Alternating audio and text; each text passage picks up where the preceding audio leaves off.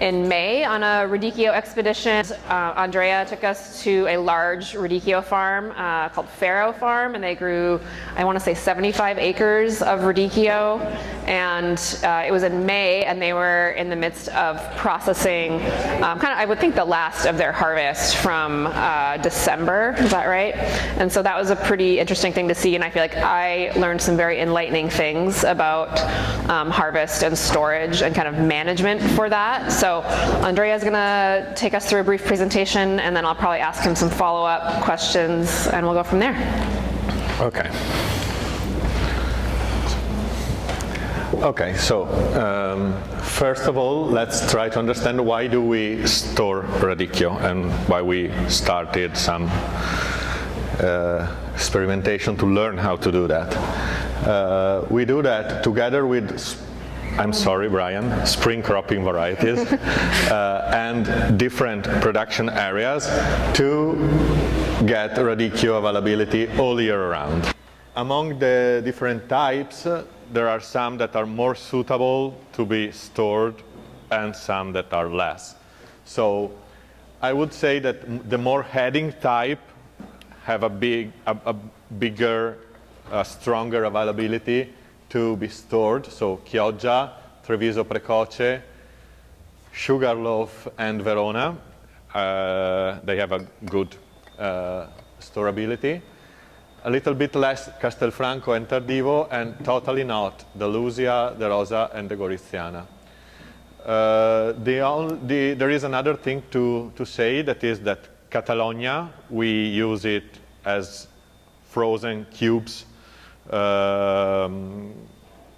processed, and they can be boiled or not, and they are just frost. So, but it's something different. It's not storing of fresh product. Next. Okay, I made a sort of ranking of storability related to the days to maturity, because we will see in the following slide later that the ability to be stored is directly related to the frost or the cold resistance in the field. So you can see that the early type, the very early type, just for fresh market, so direct sale. There are the medium type that are suitable just for a quick cold storage, and the very late types, stronger ability to be stored. Okay, so as I already told you, we have to take advantages from natural selection that made the very late types able to resist to frost in the field. This is a picture that was taken last February 12. The plant looks completely damaged, but just the outer leaves, the internal core is perfect. Also in the previous slide, you can see this is a Verona in the previous. This is a Chioggia field in February again. It looks like completely damaged, but it's perfect. It's how it appears from January to February in our area, because from December, hopefully, in the last years, no, because we are experiencing warm winter, but from Christmas time to February, we have frost every night, every morning. I'm sorry, I'm talking again about Celsius, but a few degrees below 0 Celsius. And the good thing is that when the sun came up, it defrosts, so it stays frost just for a few hours. Okay, next. Next, okay. Okay. How are we able to store Radicchio for a month? Planning the storing already from the field. So if you know that you are going to store Radicchio, you have to plan already from the field, from the planting, I would say. And growers that grows hectares and hectares of Radicchio, they have different fields, one just for storing, some just for storing, and some others for direct sale.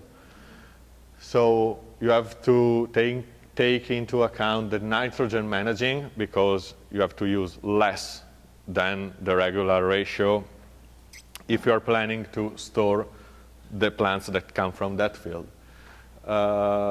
You have to harvest before the full commercial maturity, at least 2 weeks before, when it's a little bit soft. You have to keep 1 centimeter of root, like in this picture. Why? Because it helps the plant to work in the fridge and to become harder, even if you harvested it soft. The midrib have to be still green, and it will become white after the storing period. You have to harvest in the afternoon when the autumn leaves are dry. Otherwise, you will keep too much humidity and you will get too much rotten plants. One nice thing is when you have big box you store, you can put a small box in the center of the big box to keep some air passing and keep all the stuff healthy. Yeah, you have to harvest just healthy plants. Don't harvest plants that have some rotten parts. Leave a couple of more autumn leaves because you are going to peel it, and for sure you will have to peel it. So it's better to peel a part that is no commercial to save weight. And for sure cross finger for the seasonal weather trend, because if it's too warm, it's difficult that you will be able to store for a long time, because you will get very ripened plant, very mature, and you are not able to do all the tricks that are mentioned before. We have two main type of storing: a quick storing, 1 month maximum, where you can open and refill the fridge. The temperature is 2 degrees Celsius up to 0. I put the conversion in Fahrenheit this time. Or there is also long storing. It's all in, all out, so small fridges, small room. You fill them and then you take out the product at the moment you have to sell it. The temperature is lower. It's almost frost. In fact, you take out in the evening and you start working the following morning. And you don't have to touch it. Otherwise, if you touch the radicchio when it's frost, you will leave your fingerprint on it, black fingerprint. It stays a black spot. And then there is something super professional with controlled atmosphere, so the CO2 managing. You will keep out a perfect product, nothing rotten, no autumn leaves to peel, but you have to use it immediately. I mean, have to be sold in terms of days because it will show a very quick decay. Next. Okay, so just a picture to show how it appeared before, almost rotten, like in the field in February. But inside, after 2 or 3 leaves, you have a perfect product. Next, okay. Just a quick curiosity. What they do with the tardivo, they force it regularly all along the season. But for the very late varieties, in late February, they harvest them when they can no more stay in the field, and they store. They store for as long as they can. and then they force after storing, so they can keep the season longer, and then they store for a quick period the product already forced. Next. Okay, done. Great.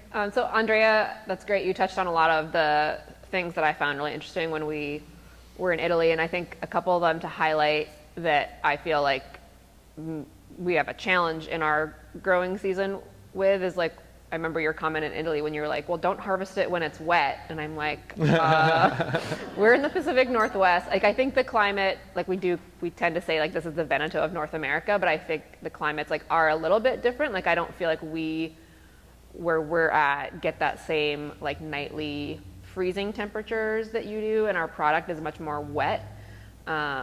So like even the product they were bringing out of storage in December, it doesn't have that like slime on it that I feel like we get when we put it into storage when it comes out, and it's just like slime.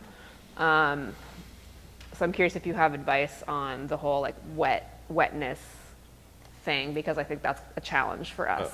Well, the fact is, to be honest, not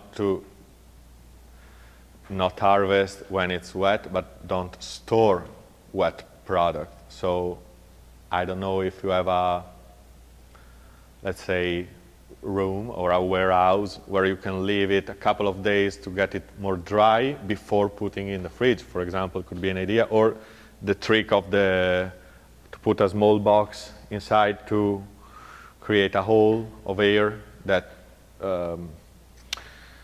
create a sort of ventilation to keep the product more dry. Everything could keep the product more dry, could be useful. Because if you put in the fridge so wet, all that humidity will stay there and will come sticky to the leaves and make them rotten, I guess. Yeah, and then the two other things. One is you mentioned, and maybe let's go into a bit more detail on how, I find it really interesting how growers there, like they will manage fertility for different fields completely differently if they're growing it for fresh market or for storage. And correct me if I'm wrong, but my understanding is that if they're storing it, they will put less nitrogen on it because Correct. they want slower growth to make smaller cells so that the rot wouldn't like travel Correct. through the plant as quickly. What this farmer does is it's something very unique I saw just in this farmer, but it's a very, very good technique. Every harvester goes with 2 boxes in the field, and in one box they put the more mature plants and they use it for direct sales. In the other boxes they put the more soft and they use it, and the more health plant, and they use it for storing.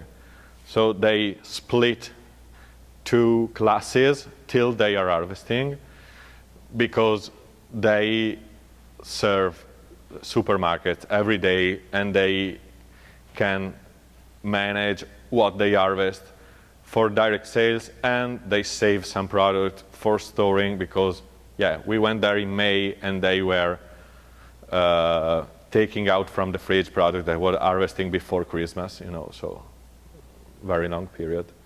Yes, I think it made me, coming back, it made me feel like, oh, like we should be harvesting more of our Radicchio earlier than we have been. Like I feel like we've been waiting till like it's really firm, and like some of that is okay if we're going to sell it right away, but we do store a lot, whether it's for a week or a month. And so I think that's one of our lessons learned on storage was earlier harvest. And then the other one is like, now I'm like, oh, now I have to figure out how to build another cooler to keep it just under freezing to store the Radicchio, because that's basically they're like freezing it.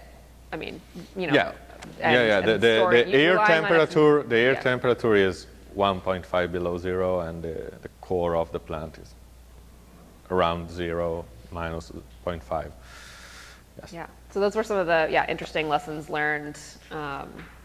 But other questions? Yeah, Josh, and then Sam. So the questions were, what do you want the relative humidity to be for that middle storage category? And then how does stored radicchio interact with other crops that you might have in your cooler as well? We went through a very professional, I'm answering before to the second question. So we went through a very professional technique. So there is no the situation you are mentioning, Josh, because these are fridges that are built just to host radicchio, you know. So there is not this situation for sure. For example, at Farrow's farm, they grow a lot of leek, and they process it in their, they wash it, okay, at their place. And they use the medium storage fridge to host different crops. So the long storage fridge have to be very professional and set for that crop.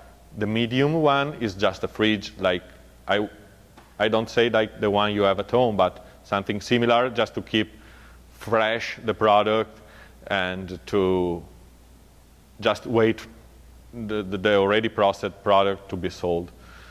For what concerns the humidity, it's something like 60%. That is a good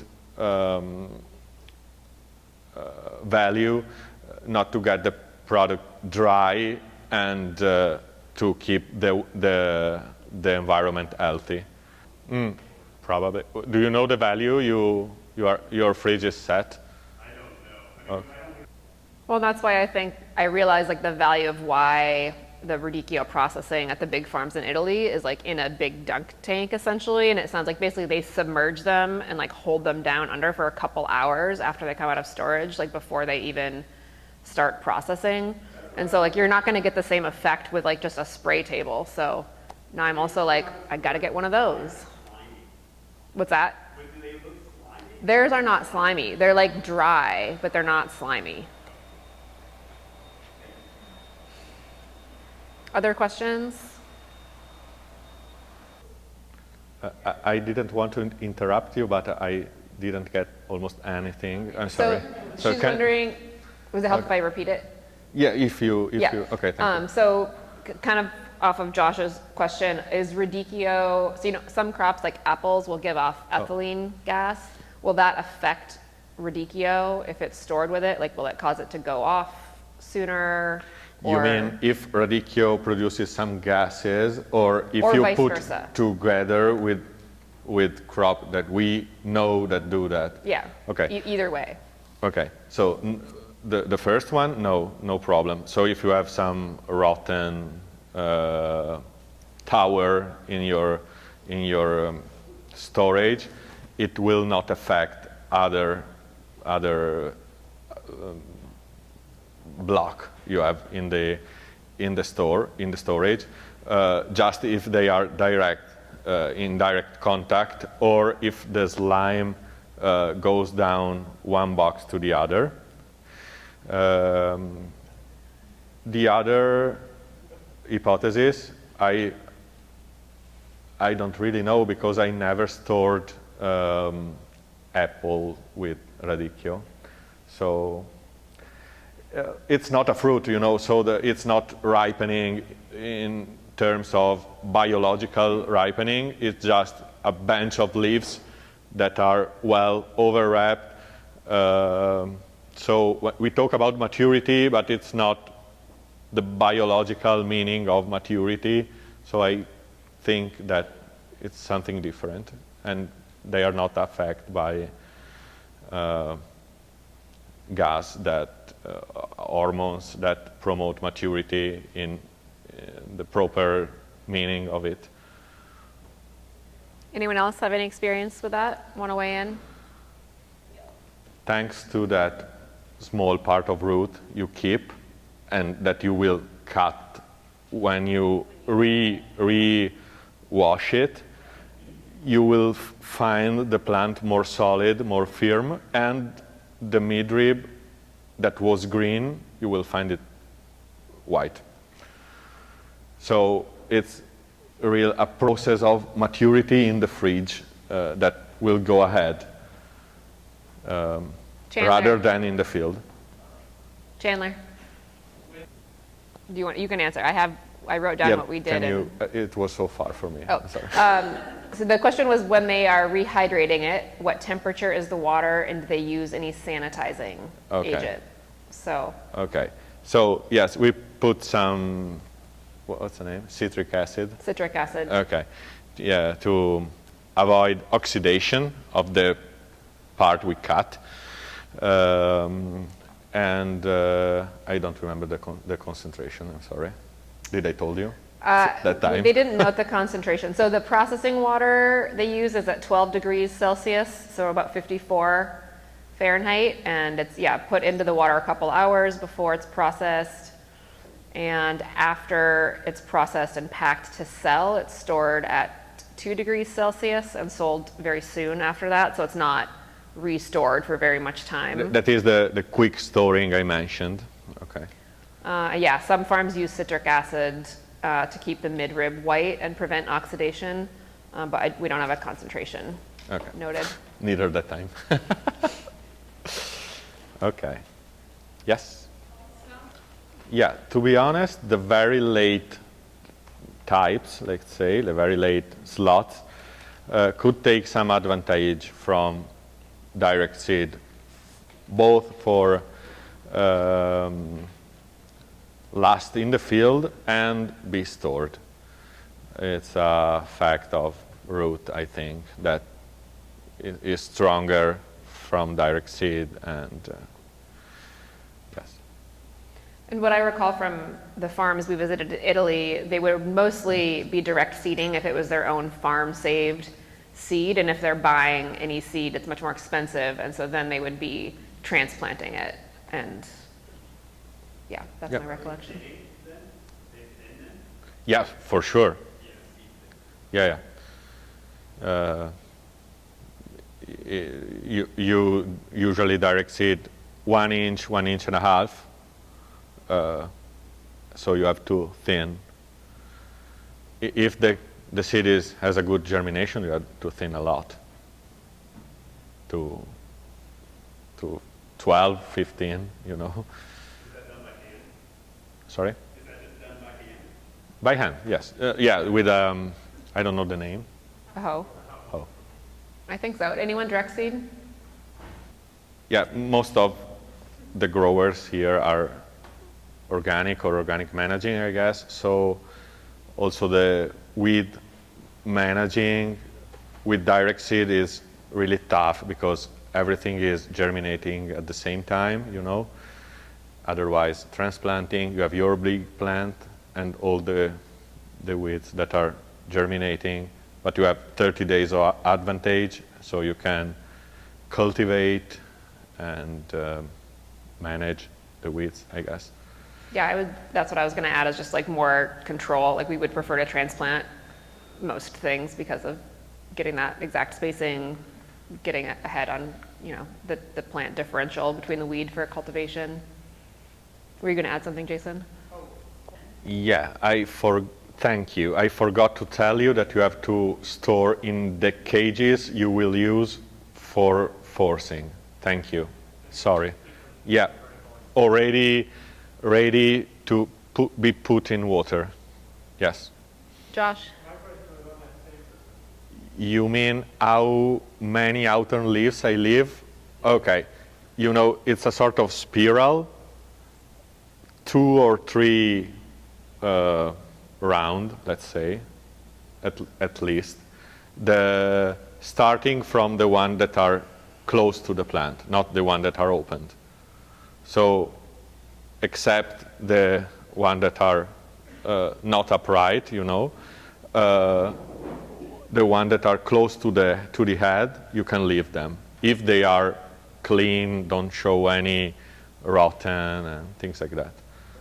All right, thank you. Thanks, Andrea. I think we have to wrap up to head on to the next session, which starts when, Lane? When?